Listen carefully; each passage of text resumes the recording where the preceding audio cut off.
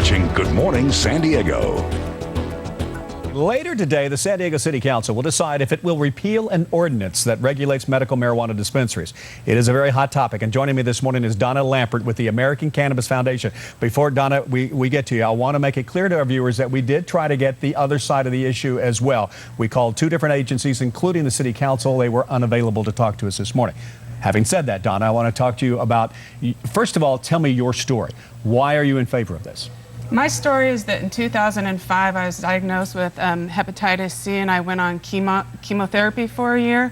During that time, I developed additional health problems, such as Sjogren's disease. I'm in pain a lot of times. I started growing marijuana for myself and other patients during that time, and seeing how beneficial it was, I continued doing that until I was arrested in the Operation Green RX sting operation, when I exposed the diversion of grant money targeting medical marijuana. And we're in a county that tried to overturn medical marijuana law. So it's been a long fight in San Diego to get just the rights that were allotted to us under Prop 215. In the fall of 2009, we lobbied the City Council, and they reenacted the Medical Marijuana Task Force, and they appointed a pastor, Reverend Wayne Riggs, as well as a zoning official and a couple of attorneys that diligently researched other cities' zoning laws, and they came up with recommendations to the City Council that were fair and reasonable. All right, and you thought that was a great idea, but then what happened is the City Council went ahead and approved this stringent, very strict guidelines on medical marijuana dispensaries.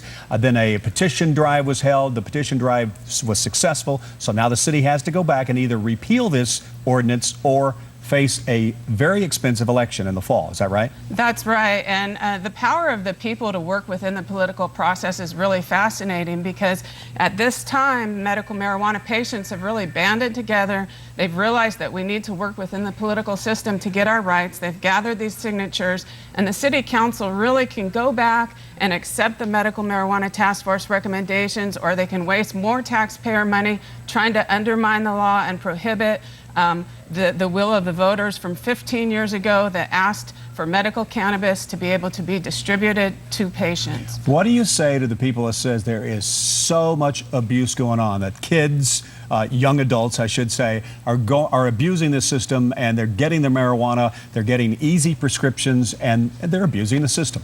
What do you do with that? What I say is that is one of the main reasons for regulating this industry. That is why it is important for us to be able to work as a community with City Council, work with the police to end that kind of abuse that does exist.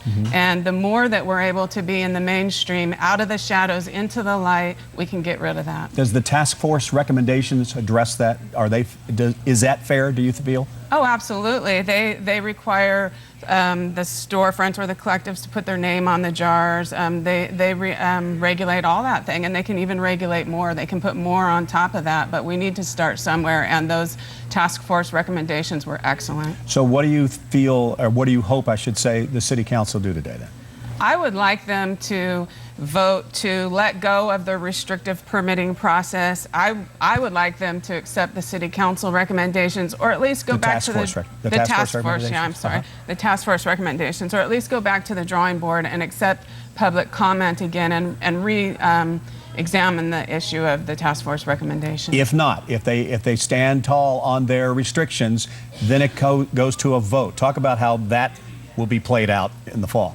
So they can put it to the taxpayers to a vote. It'll cost anywhere from $1 to $4 million. The fact is that medical marijuana patients have a legal right under SB 420 to collectively associate with or without zoning. We have that right, and it's just darn time that San Diego County quits trying to undermine the law, whether it's through zoning or illegal raids. All right, Donna Lambert, that meeting's what time today? That meeting is from 2 to 5 today, and we really encourage all medical marijuana patients, regardless of your opinion, just come down there and give your input to your City Council. All right, Donna, thank you for your time. I appreciate it. Okay, thank Donna you. Lambert, and we, of course, will have much more on this story tonight on the KUSI News at 6, whichever way the city determines the outcome.